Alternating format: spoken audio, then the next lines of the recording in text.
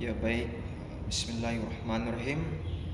Sebelumnya, Assalamualaikum warahmatullahi wabarakatuh. Bismillahirrahmanirrahim. Yang pertama-tama, marilah kita panjatkan puji syukur atas kehadirat Allah Subhanahu wa Ta'ala yang telah sebagaimana memberikan kita nikmat kesempatan dan nikmat kesehatan, sehingga alhamdulillah pada pagi hari ini saya bisa membawakan materi saya yang berjudul mengenai riya. Salawat pula salawat serta salam kita hanturkan kepada junjungan Nabi terbesar kita, yaitu Nabi Muhammad SAW, yang telah sebagaimana memperjuangkan agama kita Islam dari zaman jahiliyah menuju zaman Islamiyah yang kita rasakan pada siang hari ini. Ya baik, langsung saja materi yang saya bawakan mengenai kultum, yaitu judulnya riya. Saudara-saudara yang saya banggakan, yang saya cintai, yang perlu kita ketahui, di dalam Islam ada salah satu namanya penyakit hati. Penyakit hati itu kalau kita terus melakukannya hanya seolah-olah untuk dapat pujian, kita melakukannya terus menerus, maka apa yang kita lakukan itu tidak berapa mendapatkan hasil apapun. Nah, kalau di dalam Islam kan mengenai penyakit hati itu kan banyak, salah satunya itu riya. Nah, jadi pada saudara-saudara sekalian yang perlu kita ketahui, riya ini adalah salah satu penyakit hati yang dimiliki oleh seseorang yang tujuannya untuk mendapatkan pujian, mendapatkan segala sesuatu, dukungan begitu. Itu termasuk riya. Salah satu pengertian riya kalau kita terapkan dalam kehidupan sehari-hari itu contohnya ketika kita melakukan sholat, melakukan segala sesuatu kewajiban kita seolah-olah hanya untuk mendapatkan pujian begitu.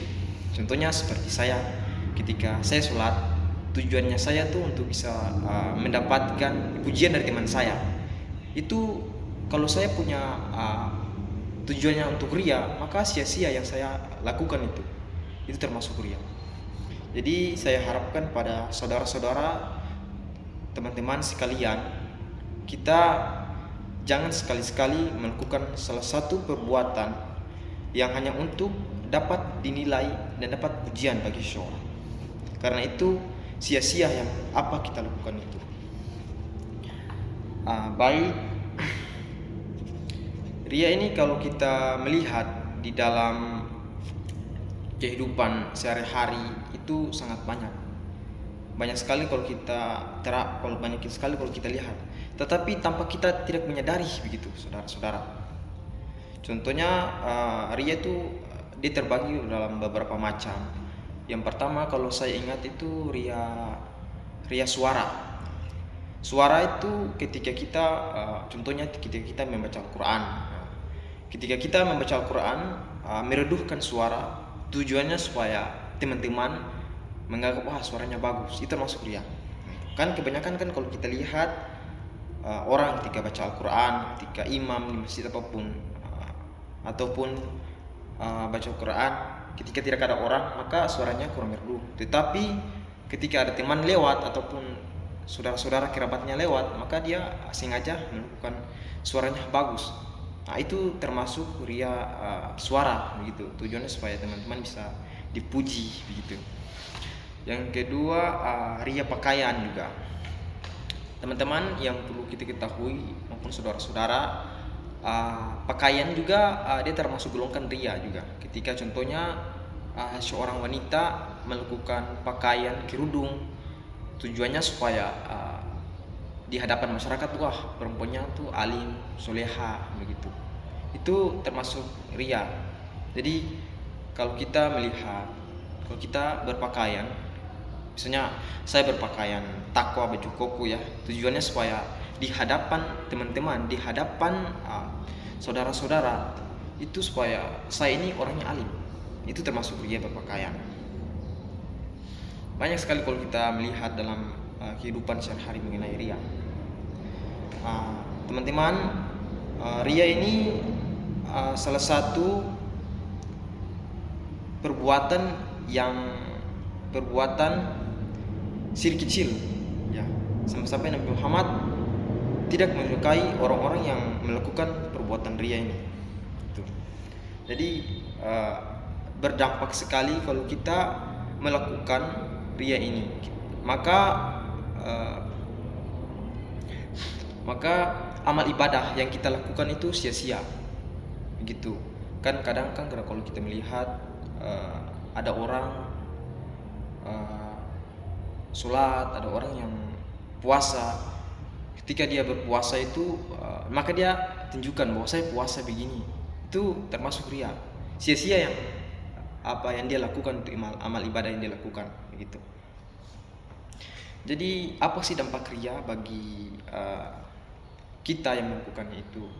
Kalau yang saya tahu itu, pandangan saya yang saya tahu itu, berkurang amal ibadah kita, berkurang.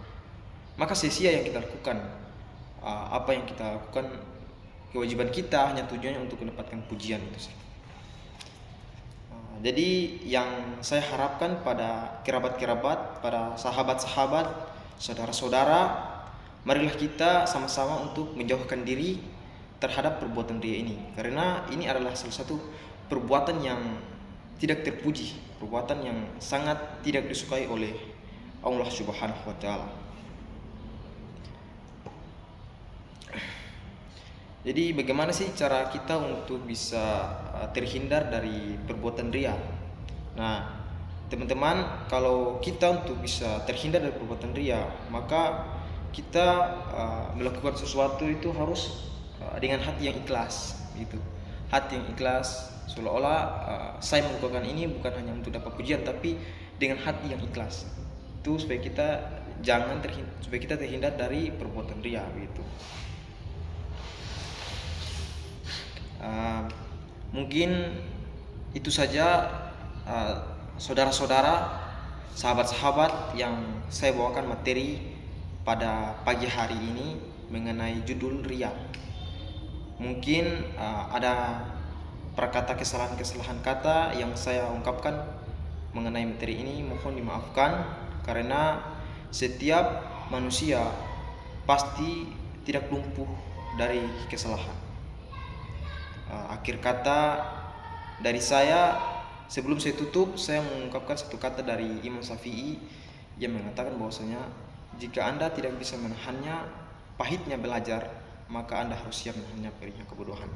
Ya, mungkin itu saja yang saya bawakan pada pagi hari ini. Semoga bermanfaat bagi teman-teman sekalian. Akhir kata dari saya, jadilah pemikir pejuang. Wassalamualaikum warahmatullahi wabarakatuh.